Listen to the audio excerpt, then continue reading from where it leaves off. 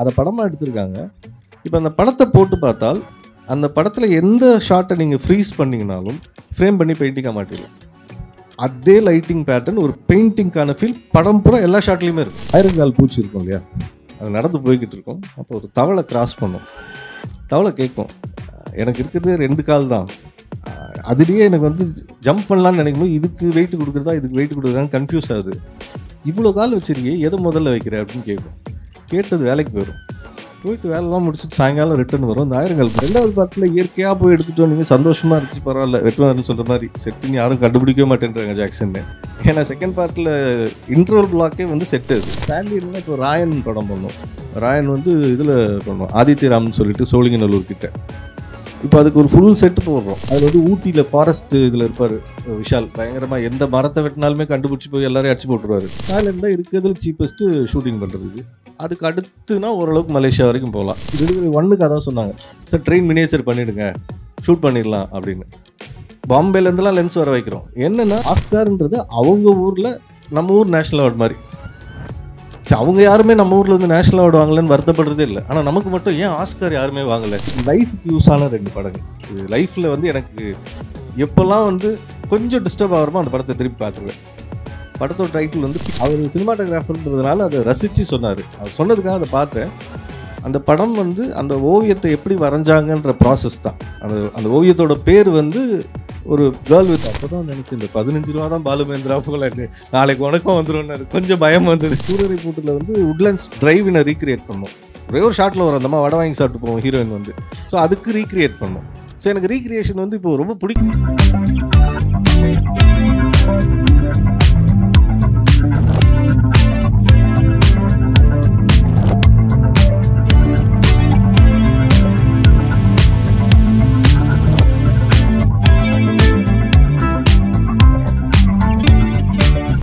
Pure cinema YouTube சேனலுக்கு நீங்கள் கொடுக்குற பேராதரவுக்கு நன்றி. சினிமா சார்ந்த விஷயங்களை ஒரு லேர்னிங் பர்பஸாக மக்கள் எல்லாருக்கும் கொடுக்குற நோக்கத்தில் இந்த டிஸ்கஷன் எல்லாத்தையும் நம்ம சேனலில் அப்லோட் பண்ணுறோம். இது மட்டும் இல்லாமல் நம்ம சேனலில் இருக்க எல்லா வீடியோஸும் டெக்னிக்கலி யூஸ்ஃபுல்லாகவும் பல பேருக்கு அமைஞ்சிருக்கு. இது தொடர்ந்து உற்சாகமாக செய்கிறதுக்கு உங்களோட சப்போர்ட்டை லைக், ஷேர் அண்ட் சப்ஸ்கிரைப் மூலமாக எங்களுக்கு கொடுங்க. சினிமா கல்வியை ஜனநாயகப்படுத்துகிற நோக்கத்தில் தமிழ் ஸ்டுடியோவோட இந்த முன்னெடுப்பால் பல இயக்குநர்கள், நடிகர்கள், ஒளிப்பதிவாளர்கள் உருவாகியிருக்காங்க. இந்த முன்னெடுப்பு தொடர்ந்து நடக்க பியூர் சினிமாவுக்கு லைக், ஷேர் அண்ட் சப்ஸ்கிரைப் பண்ண மறந்துடாதீங்க.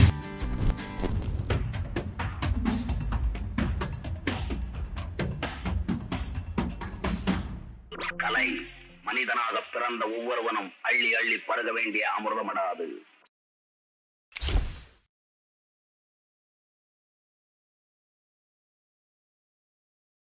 சார், விடுதலை பார்ட் 1, பார்ட் 2 ரெண்டுத்துலேயும் பார்ட் 2ல் மேஜராக வந்து ஃபுல்லாக வைல்டு காட்டுக்குள்ளே எடுத்திருக்க மாதிரி தான் இருக்கும். இதில் பார்ட் 1ல் வந்து பார்த்திங்கன்னா அந்த ட்ரெயின் சீக்வன்ஸ் மேஜராக பேசப்பட்டது. ஸோ அது ஆர்ட் ஒர்க்கில் நீங்கள் பண்ணியிருப்பீங்க. அது பட்ஜெட் கன்ஸ்டன்ஸும் இருந்ததுன்னு சொல்லி சில இன்டர்வியூஸில் நான் பார்த்துருக்கேன். ஸோ எப்படி அந்த ட்ரெயின் சீக்வன்ஸை நீங்கள் அச்சீவ் பண்ணுறதுக்கு எவ்வளோ நாள் ஆச்சு, என்ன மாதிரி பண்ணீங்க? ஒன்று. இன்னொன்று, வைல்டாக செகண்ட் பார்ட் ஃபுல்லாக இருக்கும்போது காட்டுக்குள்ளே ஆர்ட் ஒர்க்கோட இம்பார்ட்டன்ஸ் என்ன, அது ஒன்று. சாரி சார், இதில் ஆர்ட் ஒர்க்கில் நம்ம என்ன யூஸ் பண்ணுறோமோ, ஒரு செட்டோ இல்லை ஒரு ட்ரெயினோ, இதெல்லாம் நம்ம ரீயூஸ் பண்ண முடியுமா? ஒரு கேள்வி கேட்டு ஒரு பதில் சொன்னாலே கொஞ்ச நேரம் நாக்கில் வரட்டுருச்சு. 3 கேள்வி கேட்டீங்க. எனிவே, ஸோ ட்ரெயின் செட்டு வந்து சேலஞ்ச் தான். அது இன்டர்வியூலே பார்த்துருப்பீங்கன்னு, அது ஒரு பெரிய சேலஞ்ச் அது. ஏன்னா முதல்ல சொன்ன மாதிரி தான், வெற்றி வந்து ஃப்ரீடம் கொடுத்துட்டாரு, இதுக்கப்புறம் அவர் கேட்க போகிறதில்ல. ஆனால் ப்ரொடக்ஷனில் பட்ஜெட் கன்ஸ்ட்ரெயின், அவங்கள விட்டு விசாரிப்பாங்க. அப்பனோட கம்மி ரேட்டில் நம்ம விசாரித்து அவங்கள மொக்க பண்ணிடணும் அப்படின்ட்டு. ஸோ அதே மாதிரி இதில் விசாரிக்கிறாங்க. ட்ரெயின் கம்பார்ட்மெண்ட் ஒரிஜினல் கிடைக்குது. நீங்கள் என்ன சார் 35 லட்ச ரூபா சொல்கிறீங்க ஒரு ட்ரெயின் கம்பார்ட்மெண்ட் செய்கிறதுக்கு? 10 லட்ச ரூபாய்க்கு கிடைக்குதான் கம்பார்ட்மெண்ட்டுன்னு சொன்னால் கிடைக்கும், இல்லைன்னு சொல்ல. ஆனால் சினிமாங்கிறது இது மாதிரி தான். கத்தியில் குத்தணுன்னா கத்தியில் குத்துற மாதிரி, கத்தியே எடுத்துகிட்டு வந்து குத்தக்கூடாது. அந்த மாதிரி ஒரிஜினல் கம்பார்ட்மெண்ட்ன்றது டன் கணக்கில் வெயிட். அது அதை நீங்கள் கேரி பண்ணி கொண்டு வந்து ஷூட்டிங்கில் கம்ஃபர்டபுளாக எடுக்கவே முடியாது. பட் அவங்களுக்கு என்னென்னா, இல்லை ஒரு பட்ஜெட் கம்மியாக வரது வந்து ஒத்துக்க மாட்டேன்றாங்க. சரி வாங்கிருங்க. வாங்கி ஒரு வாரத்தில் ஃபோன் வருது, சார் வாங்கிட்டாங்களா, 2 கம்பார்ட்மெண்ட் ரெடி. ஏன்னா வண்டலூரில் போடுறோம் செட்டு, எடுத்துகிட்டு வந்துருக்குமா வண்டலூர், வாங்கிட்டீங்களா, எடுத்துகிட்டு வாங்க. சார் அது அப்படியே எடுத்துகிட்டு வர முடியாதான்? ஏன்னா ட்ரெயின் கம்பார்ட்மெண்ட் 90 அடி, நீங்கள் எப்படி ரோடு வழியாக கொண்டு வருவீங்க? அது அப்படியே கொண்டு வர முடியாதான் சார்? தப்பாக நினச்சிக்கலாம், 2ஆக கட் பண்ணிக்கலாமா? நாங்கள் நம்ம தான் தெரியும் என்ன நடக்க போகுதுன்னா, சார் பரவாயில்ல கட் பண்ணிடுங்க. சாயங்காலம் திருப்பி ஃபோனு, சார் 2ஆக கூட ஏற்ற முடியாதான், 4ஆக கட் பண்ணுமா? நாங்கள் என்ன பண்ணுறது, காய்கறி மாதிரி வெட்டி எடுத்துடுவாங்க, 4 பீஸாக கட் பண்ணி எடுத்துகிட்டு வந்து தான் கொடுக்குறாங்க. கொடுத்தா அது வந்து கிரேனில் ஒரு பீஸை தூக்குனா கிரேன் உடையுது. ஸோ 2 கிரேனை போட்டு இப்போ 4த்தையும் ஒட்ட வச்சு டபுள் வேலையை அதை பண்ணி எல்லாம் முடிச்சிட்டோம். Almost ready. நாங்கள் ஒரு 4 கம்பார்ட்மெண்ட் பண்ணோம், வாங்கின 2 கம்பார்ட்மெண்ட் பிரிட்ஜு போட்டாச்சு. ஏன்னா பிரிட்ஜு இந்த கம்பார்ட்மெண்ட்டை நிப்பாட்டணும்னா ஹெவியாக வேணும் பிரிட்ஜு. இப்போ அவங்களுக்கு தான் தலைவலி ஜாஸ்தியாகுது. இன்ஜினியரை கூப்பிட்டு வந்து சாயில் டெஸ்ட் எடுக்கிறோம். அவர் மிரண்டு போய் கேட்குறாரு, சார் என்ன சார் சாயில் டெஸ்ட்லாம் கேட்குறீங்கன்னு. நான் சொன்னேன், நீங்கள் சொல்லிட்டீங்க பிரிட்ஜு நான் போடணும் அப்படின்னா சாயில் டெஸ்ட் பண்ணாமல் போட்டேன்னா, ஏன்னா அந்த அந்த எனக்கு காட்டுறது வண்டலூர், ஏதோ ஃப்ளோர்னா பரவாயில்ல, நமக்கு தெரியும் எவ்வளோ ஸ்ட்ரென்த் தாங்கும்னு. அவங்க காட்டுறது வந்து ஒரு ஆற்றுப்படுகை. அங்கே வந்து நீங்கள் கால் வச்சிங்கன்னா இப்போ நல்லா இருக்குது, லேசாக தண்ணி பண்ணால் கால் உள்ளே போகும். அப்போ நான் பில்லர் எதை நம்பி போடுறது, கம்பார்ட்மெண்ட்டை மேலே இருக்கும் கீழே விழுந்துச்சுன்னா என்ன பண்ணுறது? ஸோ இவ்வளோத்துக்கும் நான் பதில் சொல்லணும். ஸோ சாயில் டெஸ்ட் எடுத்து கான்க்ரீட் போட்டு பிரிட்ஜ் போடுறோம். எல்லாம் பண்ணியாச்சு. திடீர்னு டவுட் வருது எப்பயும் போல். 87 கதை லேசாக ரிசர்ச் பண்ணுவோன்னு பார்த்தா ட்ரெயின் வந்து அப்போது ப்ராட்கேஜ் இருந்துருது, மீட்ரு கேஜ் இல்லை. ஸோ இல்லை மீட்ரு கேஜ் இருந்தது, ப்ராட்கேஜ் இல்லை. ஸோ இப்போ அதுக்கு போய் ஸ்டடி பண்ணால் அந்த 3 சீட் மட்டும்தான் இருக்குது, இந்த சிங்கிள் சீட் இல்லை. இப்போ வர ட்ரெயினில் இருக்குது சிங்கிள் சீட் இல்லை. திருப்பி கேக் வெட்டுற மாதிரி எல்லா கம்பார்ட்மெண்ட்டும் எடுத்து கட் பண்ணி சிங்கிள் சீட்டெல்லாம் தூக்கிட்டு திருப்பி ஜாயின் பண்ணி போட்டோம். இது வந்து அந்த ட்ரெயின் பற்றின ஒரு சின்ன இது.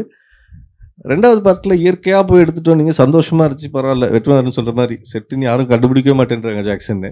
ஏன்னா செகண்ட் பார்ட்டில் இன்ட்ரோல் பிளாக்கே வந்து செட்டு, அது அந்த சோள இதுக்குள்ளே நடக்கும் இல்லையா, அது இங்கே ஃப்ளோரில் செட்டு போட்டோம். ஏன்னா அங்கே போய் எடுக்க முடியல. ஏன்னா கேமரா ஒரு வாட்டி பேன் பண்ணுறீங்கன்னா இந்த பக்கம் இருக்கிற சோளக்கதிர் எல்லாத்தையும் எடுக்கணும். நீங்கள் எடுத்துகிட்டு திருப்பி அடுத்த ஷாட்டுக்கு இங்கே கேமரா வரணும், சோளக்கதிர் திருப்பி நட்டு வைக்க முடியாது. அதனால் பலகையில் அடித்து சோளக்கதிர் மொத்தத்தையும் இங்கே ஒரு ஃப்ளோருக்குள்ளே செட்டு போட்டு வச்சு அப்பப்போ ஷாட்டுக்கு தேவைன்னா அந்த பலகையெல்லாம் ரிமூவ் பண்ணிவிட்டு ஒரு நாள் முடிஞ்சோன்னே எல்லாம் வாடி போயிடும். திருப்பி அடுத்த நாள் லாரியில் வரும், திருப்பி எல்லாத்தையும் பலகையில் அடித்து செட் பண்ணி திருப்பி எடுத்தோம். ரீயூஸ் என்னன்னா அது ஒரு படம் ஒரு ப்ரொடியூசர் கையில் தான் இருக்கும். ஸோ அந்த படத்துக்கான எல்லா விஷயங்களும் அவர்கிட்டே போய் நின்றோம். நிறைய செட்டுக்கு கெஞ்சிருக்காது, அப்படியே வச்சுக்கோங்க உங்களுக்கே யூஸ் ஆகும் அடுத்த படத்துக்குன்னு. பட் சேட்லி என்னென்னா, இப்போ ராயன் படம் பண்ணோம். ராயன் வந்து இதில் பண்ணோம், ஆதித்யராம்னு சொல்லிட்டு சோழிங்கநல்லூர் கிட்ட. இப்போ அதுக்கு ஒரு ஃபுல் செட்டு போடுறோம். அந்த செட்டுக்கு வந்து ஒரு நாளைக்கு 50,000 வாடகை ஆதித்யராம் கொடுக்கணும். ஸோ படம் முடிச்சுட்டு அதை ஹோல்ட் பண்ணோன்னா எத்தனை நாளைக்கு ஹோல்ட் பண்ணுறது? அடுத்த ஷூட்டிங் வரலாம், வராமல் போகலாம், எதை நம்பி ஹோல்ட் பண்ணுறது? அதனால் பிரிச்சுறதுன்றது வேறு வழி இல்லாமல் பிரிக்க வேண்டியதாகிடுச்சு. விடுதலையில் சூரி சார் வந்து டிரைவ் பண்ணுவார். இந்த மலையிலேருந்து கீழே விழற மாதிரி ஒரு ஜீப் சீக்வன்ஸ் அது பார்க்கும்போது நமக்கே நடுக்கமாக இருக்கும். ஒரு சில படத்தில் தான் அந்த மாதிரி சீன் வந்துருக்கும். இப்போ கும்கி படத்தில் அந்த பஸ்ஸு தொங்குற மாதிரி. ஸோ இந்த சீன் வந்து எடுக்கும்போது என்ன உங்களுக்கு ஆர்ட் சைடில் என்ன ஒரு டிஃபிகல்ட்டி இருந்தது? நல்ல ஃபைட் மாஸ்டர் அமைஞ்சிட்டாருன்னா நமக்கு சேஃப்மா. ஏன்னா அவங்க பாதி வேலையை சொல்லிடுவாங்க, ரோப் எங்கேருந்து போட்டு ஹோல்ட் பண்ணி ஜீப்பை பண்ண போகிறோம் அப்படின்ட்டு. பட் பாதி நேரம் வந்து நம்ம தரையில் தான் வந்து விழும். ஸோ ஆர்டிஸ்ட்டுக்கு தான் அந்த தலைவலி. அதுவும் கொஞ்சம் வண்டி ஓட்ட தெரிஞ்ச மாட்டிட்டானா செத்தான். அவனை முதல்ல ஓட்டி காட்ட சொல்லுவாங்க, நீ இந்த இடத்துல ஓட்டி காமி கரெக்டாக போதான்ட்டு. சரி இவங்க ஓட்டி காமிச்சிட்டு அதுக்கப்புறம் டம்மி ராக்ஸை ஆட் பண்ணுவோம். ஏன்னா நீங்கள் ஒரிஜினல் ராக்ஸ் வந்து டயர் கிரிப் எங்கே இருக்கோ அது வரைக்கும் இருக்கும். ஸோ மீதி எல்லாம் டம்மி ராக் ஆட் பண்ணிக்கிறது, ஸோ தட் அது இன்னும் விளிம்பில் தெரிகிற மாதிரி காட்டணும் அப்படின்றதுக்காக. ஸோ அது டம்மிலாம் ஆட் பண்ணுறதுனால தான் அந்த பயம் வருது. மற்றபடி இதில் பீட்டர் என்னெல்லாம் அவங்க சைட்லேருந்தே சப்போர்ட் இருக்கும். ரோப் போட்டு எல்லாம் சப்போர்ட் பண்ணிட்டு தான் வண்டி போகும். வண்டி வீல் வந்து ஆல்மோஸ்ட் லேசாக டச் தான் பண்ணிட்டு இருக்கோம். ஸோ ஒரு சீனை சென்னையில் பண்ணுறதுக்கும் ஃபாரினில் பண்ணுறதுக்கும் என்ன டிஃப்ரென்ஸ் சார்? பட்ஜெட் வைஸாக இன்க்ரீஸ் ஆகும். ஸோ அது என்ன மாதிரி எந்த அளவுக்கு இருக்கும் அப்படின்றதுக்கு நம்ம உங்கள் கதை என்ன கேட்குதுன்றது தான். அதாவது இதுக்கு முன்னால் சொன்ன மாதிரி தான், கதை மதுரையில் நடக்குதுன்னா வேறு வழியில் மதுரையில் தான் எடுத்தாகணும். நம்ம போய் ஜப்பானில் சீட் பண்ணவே முடியாது. ஸோ கதை ஒருவேளை டிமாண்ட் பண்ணுது. ஃபார் எக்ஸாம்பிள் பார்த்தீங்கன்னா சமர்னு ஒரு படம் விஷால் நடிச்சு தான், அதுவும் திரு விஷால் தான். டிஸ்கஷன்லாம் பேசியாச்சு. பேசி முடிக்க போகும்போது அதில் வந்து ஊட்டியில் ஃபாரஸ்ட் இதில் இருப்பார் விஷால். பயங்கரமாக எந்த மரத்தை வெட்டினாலுமே கண்டுபிடிச்சி போய் எல்லாரையும் அடிச்சு போட்டுருவார். அதுக்கப்புறம் பார்த்தா அவரை வந்து சென்னையில் வச்சு லாக் பண்ணிடுவாங்க ஹீரோயின் பார்க்க வரும்போது.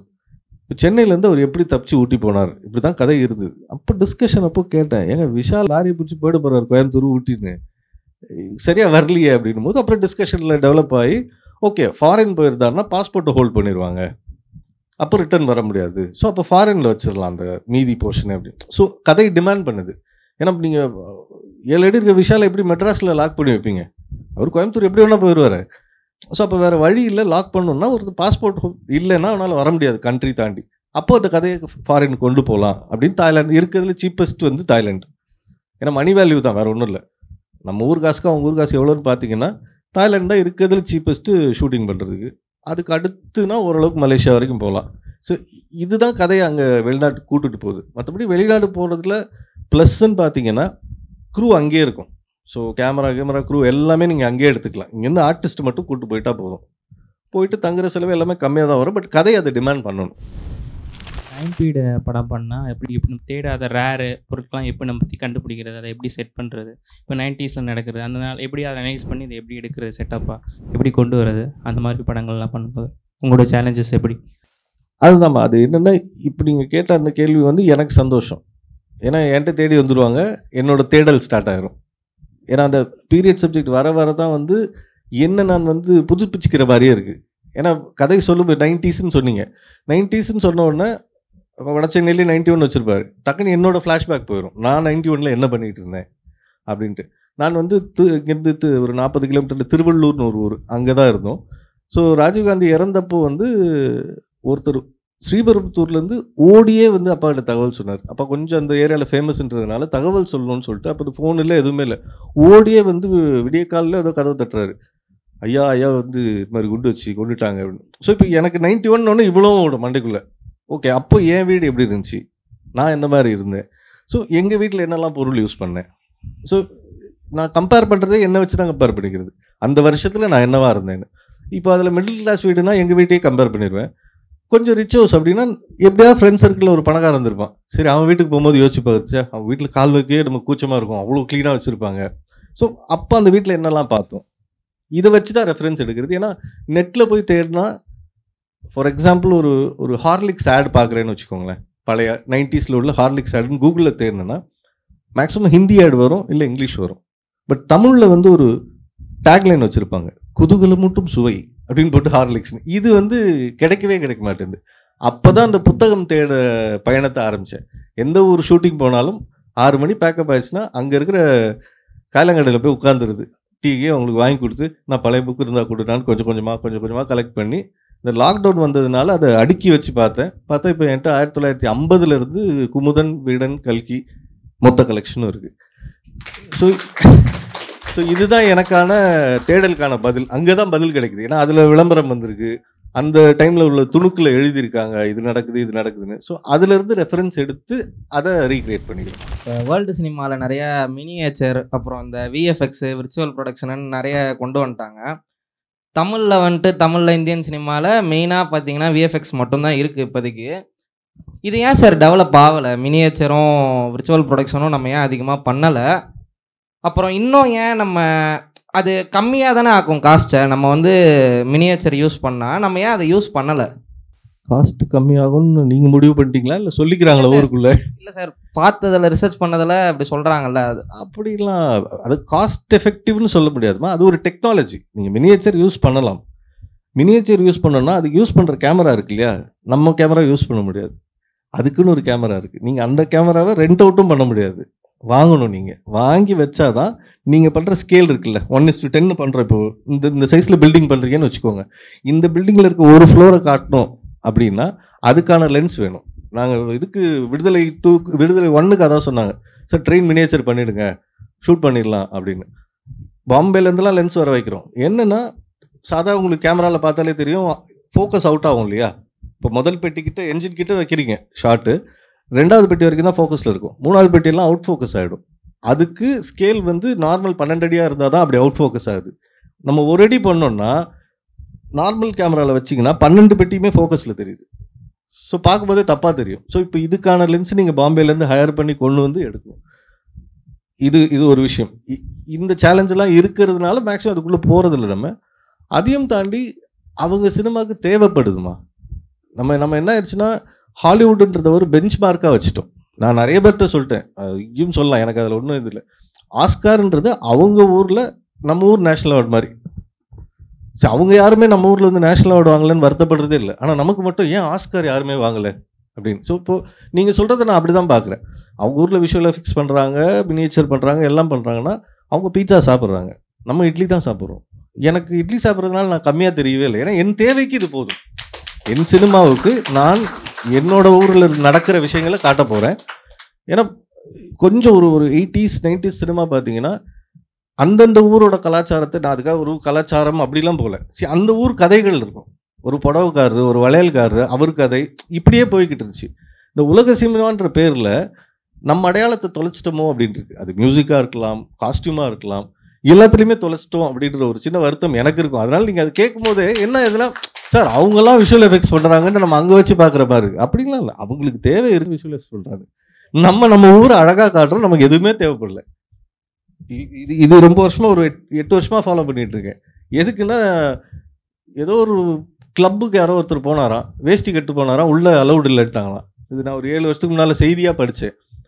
எந்த கிளப்புன்னு தேடி, நமக்கு இந்த குசும்பு கொஞ்சம் ஜாஸ்தி, அதனால எந்த கிளப்புன்னு தேடி கண்டுபிடிச்சி லுங்கி வாங்கி கோஆப்டெக்ஸில் அதை பேண்ட்டாக தைச்சிட்டு அதே கிளப்புக்குள்ளே போகிறேன். சார் வாங்க சார்னு உள்ளே அனுப்பிச்சிட்டாங்க. ஸோ 8 வருஷமாக வந்து லுங்கியில் தான் பேண்ட்டு, இது வந்து நம்ம வேஷ்டி, ராமராஜ் வேஷ்டி தான் இது. ஸோ இவ்வளோதான் விஷயம். இது என் ஊர், எனக்கு இப்படி இருக்க பிடிக்குது. இப்படி இருந்தோன்னா நம்மளை திரும்பி பார்க்குறாங்க. ஏன்னா அடையாளமாக நம்ம வச்சுருக்கோம். அவன் அங்கேருந்து யோசிப்பான், ஏன்டா இவனுங்க விஷுவல் எஃபெக்ட்ஸும் பண்ணல, மினியேச்சரும் பண்ணல, ஆனால் படம் நல்லா பண்ணுறாங்களே அப்படின்ட்டு. ஸோ அதனால நான் அதை ப்ளஸ் மைனஸ்ன்னு பார்க்கல, நமக்கு தேவைப்படும் போது யூஸ் பண்ணிக்கலாம். அப்புறம் இன்னொரு டவுட் சார், ஒரு ஹிஸ்டாரிக்கல் ஃபிக்ஷன் சப்ஜெக்ட் வந்து இப்போ நம்ம அதிகமாக பண்ணுறது இல்லை, ஆனால் ரொம்ப கல்ட் கிளாசிக்கான மூவிஸ் இந்தியாவில் இருக்குது. இந்த டைமில் அதை பண்ண முடியுமா சார் கம்மி பட்ஜெட்டில்?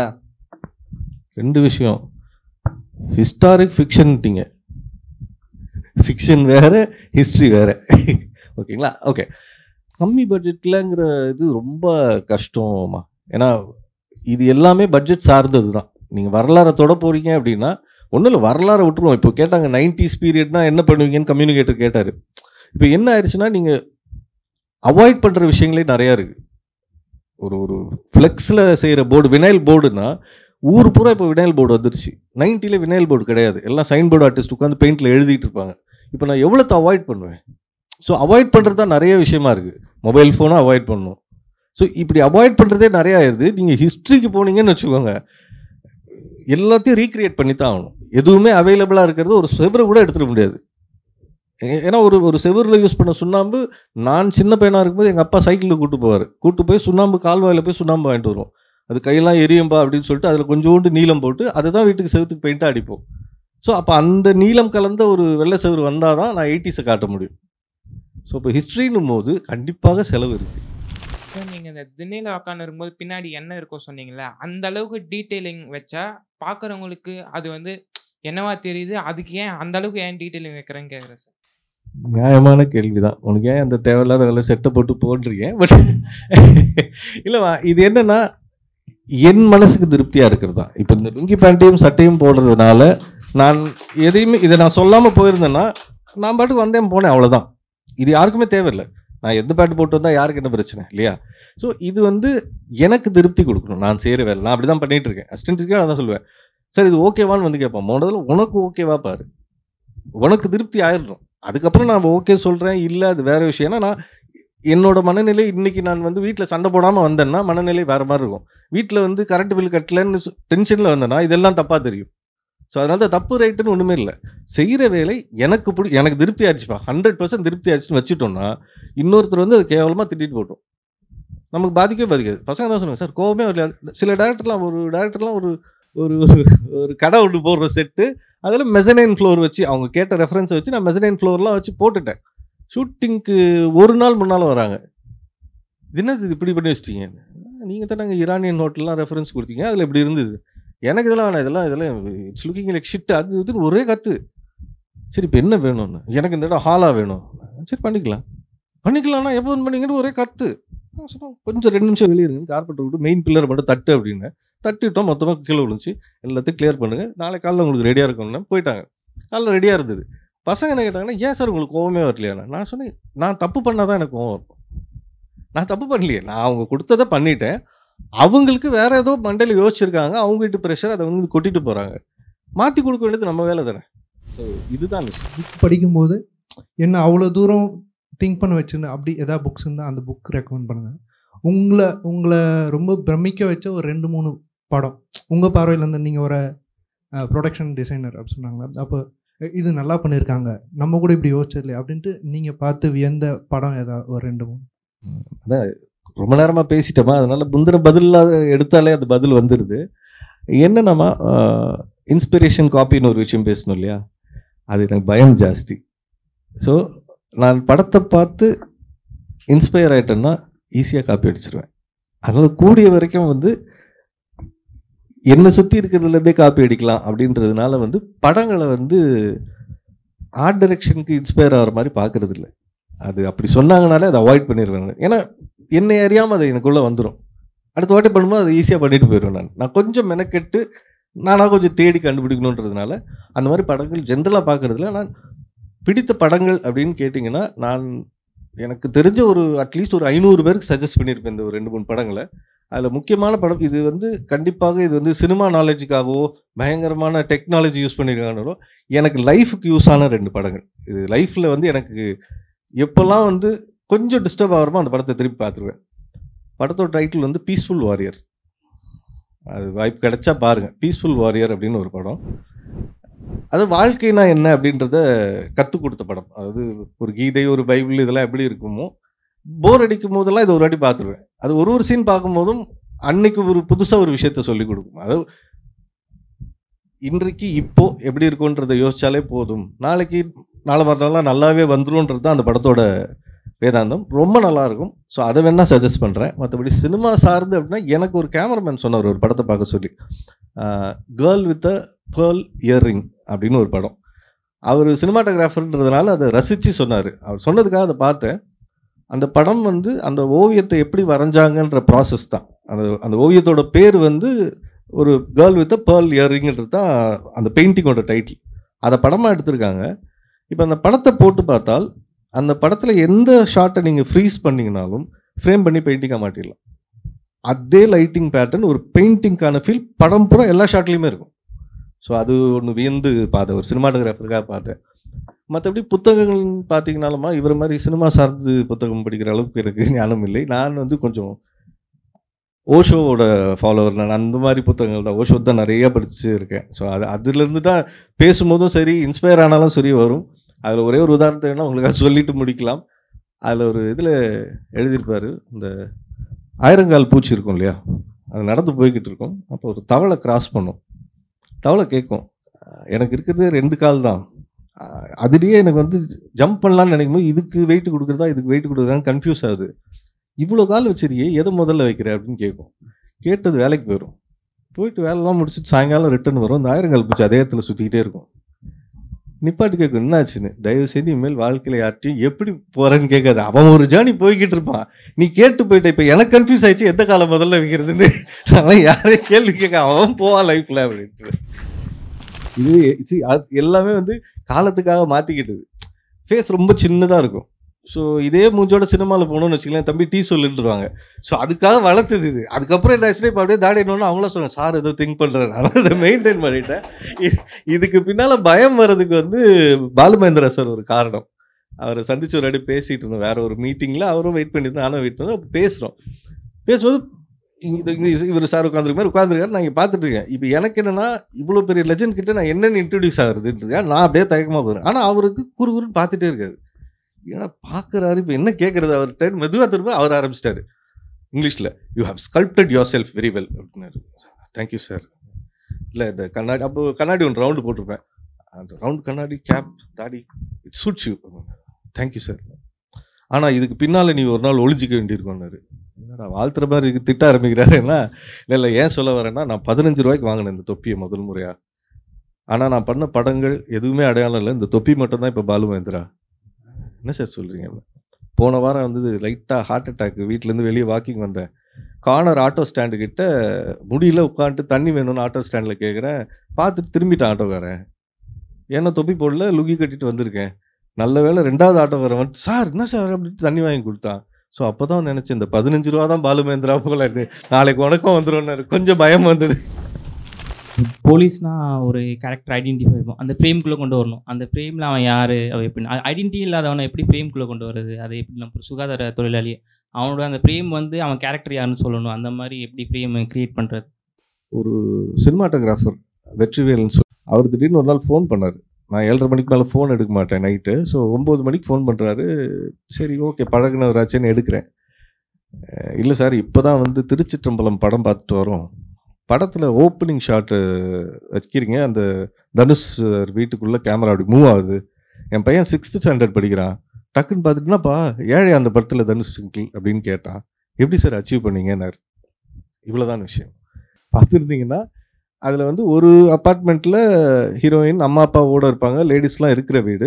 அதே அப்பார்ட்மெண்ட்டில் இவங்க தங்கியிருப்பாங்க, 3 ஆண்கள் மட்டும் தங்கியிருப்பாங்க. ஸோ ஆண்கள் தங்கியிருக்க இடம் எப்படி இருக்கும்னு நமக்கே தெரியும். என்னதான் நம்ம ஒழுக்கமாக அடிக்க வச்சாலும் நமக்கு அது அவங்கள மாதிரி வைக்க வராது. ஸோ அப்போது வேரியேஷன் வந்து நான் அப்பார்ட்மெண்ட் சைஸில் காட்ட முடியாது, ஒரே அப்பார்ட்மெண்ட் தான். அப்போது அங்கே அடுக்கி இருக்க பொருட்களில் வேணால் காமிக்கலாம் அப்படின்னு சொல்லிட்டு இங்கே கொஞ்சம் அலங்கோலமாக இருக்கும், அங்கே கொஞ்சம் ப்ராப்பராக இருக்கும். ஸோ இந்த வேரியேஷன் காமிக்கும் போது ஃப்ரேம் பார்க்கும்போதே தெரியுது இந்த வீட்டில் இருக்கவங்கெல்லாம் இப்படி தான் இருப்பாங்க, கிளம்சி பீப்புள் அப்படின்ட்டு. ஸோ அதில் காமிச்சிடலாம். பழைய காலத்தில் செட்டு போடுறது பட்ஜெட் வைஸ் ஓகேவா, இல்லை ஃபியூச்சரிஸ்டிக்காக செட்டு போடுறது பட்ஜெட் வைஸ் ஓகேவா இருக்குமா? அதேமாதிரி உங்களுக்கு எது ரொம்ப டஃப்பாக இருக்கும் இது ரெண்டுத்தில்? ஃப்ளாஷ்பேக் போகிறது தாம்மா. ஏன்னா இதுக்கு முன்னால் நடந்த விஷயங்களை நம்ம எல்லாரும் பார்த்துருப்போம். ஸோ இப்போ சென்ட்ரல் ஜெயில் போடும்போது சென்ட்ரல் ஜெயில் அப்படின்னு ஒன்று போடுறேன், அதை வந்து எல்லோரும் நெட்டில் போய் சென்னை சென்ட்ரல் ஜெயில்னு போட்டிங்கன்னா கண்டிப்பாக ரெஃபரன்ஸ் வந்துடும். அதில் நான் ஒரு சின்ன பிட்டு கூட மாற்றி வைக்க முடியாது. ஆர்ச்சுனா ஆர்ச்சாக தான் வைக்கணும், அடிக்கணக்கு முதல் கூட மாற்ற முடியாது. ஆனால் ஃப்யூச்சர்னும் போது அது ஃபேண்டஸியாக மாறிடுது. என்னோடய ஃப்ரீடம் தான், நான் ஃபேனை கொண்டு வந்து தலைகீழ வச்சுக்கலாம், என்ன வேணால் பண்ணலாம். கேட்டால் அது ஃபேண்டசி ஃபியூச்சரிஸ்டிக் அப்படின்ட்டு. ஸோ அதில் ஃப்ரீடம் ஜாஸ்தி. ஃப்ளாஷ்பேக்கு பீரியட் போகும்போது கவனம் தேவை, ஏன்னா நம்ம ரீக்ரியேட் பண்ணுறோம். ஃபார் எக்ஸாம்பிள் சூரியரை போட்டில் வந்து உட்லண்ட்ஸ் டிரைவினை ரீக்ரியேட் பண்ணோம். ஒரே ஒரு ஷாட்டில் வரும், அந்த மாதிரி வடை வாங்கி சாப்பிட்டு போவோம் ஹீரோயின் வந்து. ஸோ அதுக்கு ரீக்ரியேட் பண்ணோம். ஸோ எனக்கு ரீக்ரியேஷன் வந்து இப்போ ரொம்ப பிடிக்க ஆரம்பிச்சிச்சு, ஏன்னா சேலஞ்ச் ஜாஸ்தி. அது எப்படி இருந்தது, எப்படி கிரியேட் பண்ணாங்க. ஏன்னா உட்லண்ட்ஸ் டிரைவின் எவ்வளோ பேர் போயிருக்கீங்கன்னு தெரியும், வாய்ப்பே இல்லைன்னு நினைக்கிறேன். இந்த மாதிரி ஒரு சிலர் தவிர. ஏன்னா அது சினிமாவுக்கான எப்படி சொல்கிறது, பேரடைஸ்ன்னு சொல்லலாம், சொர்க்கம் அது. காலையில் போயிட்டா நீங்கள் பாட்டுக்கு உட்காந்துருக்கலாம், சாயங்காலம் வரைக்கும் நீங்கள் ஒரே ஒரு காஃபி குடித்தாலும் கேட்க மாட்டாங்க, அந்த காஃபியை ஆர்டர் பண்ணலாலும் கேட்க மாட்டாங்க. நீங்கள் உட்காந்து 24/7 பேசிகிட்டு இருக்கலாம் ஜாலியாக. அதுக்குன்னே ஒரு இடமா இருந்தது அது. அதை ரீக்ரியேட் பண்ணும்போது சந்தோஷமாக இருந்துச்சு. இதை இப்போ சென்ட்ரல் ஜெயிலு, அப்புறம் வேறு ஏதோ ரீக்ரியேட் பண்ணோம். இன்னும் ரீக்ரியேட் தான்மா இன்ட்ரெஸ்ட்டு ப்ளஸ் சேலஞ்ச். மறக்காம சப்ஸ்கிரைப் பண்ணிடுங்க.